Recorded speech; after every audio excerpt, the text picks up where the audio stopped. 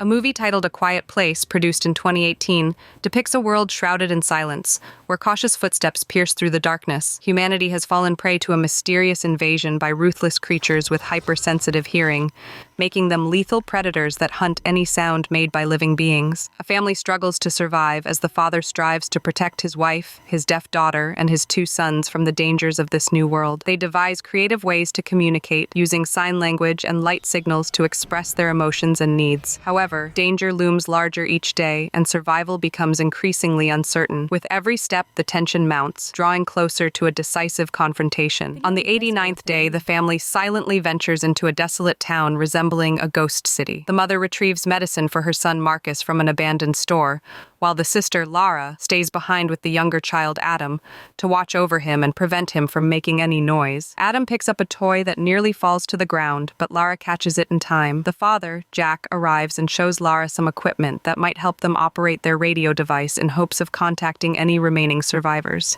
Adam wants to take a toy airplane, but Jack refuses, fearing it might produce a loud noise. As the family continues their journey, Lara secretly gives Adam the toy airplane to carry behind their father. Suddenly, disaster strikes. Adam activates the toy, causing it to emit a loud sound. Jack sprints barefoot to try and save his son, but he fails. Adam falls victim to one of the creatures in an instant. The family is left in shock, grief, and silence. After this tragic incident, some time passes. Jack's family has settled in a new home in another city, but they have yet to make contact with any other survivors. They continue searching for signs of life. Jack is shown dedicating his life to trying to reach anyone alive using various radio frequencies, but so far he has been unsuccessful. After finishing his daily work, he sits alone in a closed room, reflecting on his son Adam. His heart fills with sorrow as he looks at pictures of his lost child. Later, Jack joins his family for dinner. Evelyn, his wife, is pregnant and expecting a new child. They share a quiet meal together, and afterward, Marcus and Lara play with each other. But by mistake, Marcus breaks the oil lamp, causing a loud noise and threatening to start a fire. Jack quickly rushes to extinguish the lamp, and the family becomes intensely focused,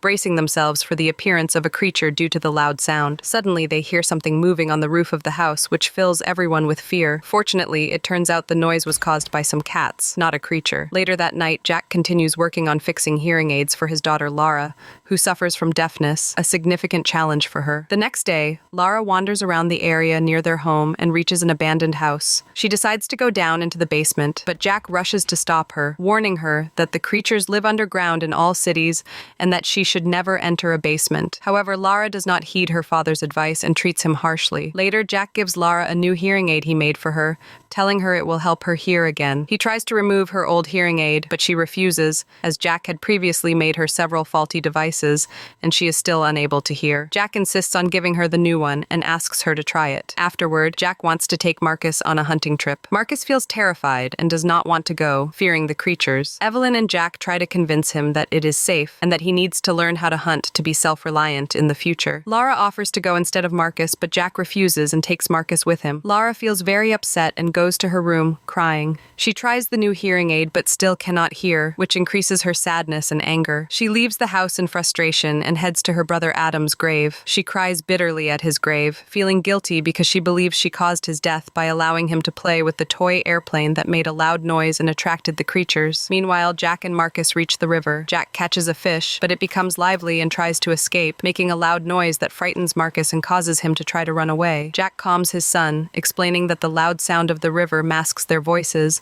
allowing them to speak loudly without fear of attracting the creatures. To prove his point, Jack takes Marcus to a waterfall and makes a very loud noise, but no creatures appear. Thanks to the roaring sound of the waterfall covering their voices, Marcus finally feels reassured and begins talking to his father. He asks, "Do you still blame Lara for Adam's death?" Jack replies, "Of course not." Marcus reminds him to change how he treats Lara, pointing out that she constantly feels guilty because of his harshness toward her. Jack promises his son to change his attitude toward Lara, and they begin their journey back home. On their way back, they pass through a forest and encounter an old man sitting next to the corpse of his wife, who had been killed by the creatures. The man was in deep sorrow and on the verge of screaming loudly. Jack tried to calm him down, but the man had completely lost hope and began to cry out at the top of his lungs in grief over his wife. Jack quickly picked up Marcus and ran away from the scene as fast as possible. Shortly after, one of the creatures arrived and and killed the old man beside his wife. Marcus was terrified, but Jack managed to calm him down to prevent the creature from hearing them. Thankfully, this dangerous moment passed safely, and they continued their way back home. At home, Evelyn suddenly felt the symptoms of labor. Realizing she was about to give birth, she rushed to the storage room to gather the necessary tools for delivery. While descending the stairs leading to the storage, Evelyn stepped on a nail she hadn't seen and screamed in pain. However, she quickly calmed herself, lifting her foot off the nail. Despite the intense pain, she refrained from making any loud noise. Evelyn then activated the red light, the emergency signal indicating that she urgently needed Jack's help. After activating the light, Evelyn tried to leave the basement quickly but was delayed. She found a massive creature standing on the stairs in front of her. She hid in a corner of the basement. Fortunately, the emergency alarm in the storage room went off, attracting the creature to the noise and leaving Evelyn alone. Seizing the opportunity, Evelyn hurried out of the basement, attempting to escape the house. However, she returned when she saw another creature standing at the front door. Evelyn hid in the bathroom, staying in the bathtub, trying to give birth in silence without making any noise. Meanwhile, Jack and Marcus arrived home and saw the red light from a distance, understanding there was trouble. Recognizing the danger of the situation, Jack instructed Marcus to quickly go to the fireworks shed and launch as many rockets as possible to scare the creatures away from the house. Without hesitation, Marcus rushed to the shed and launched fireworks in all directions,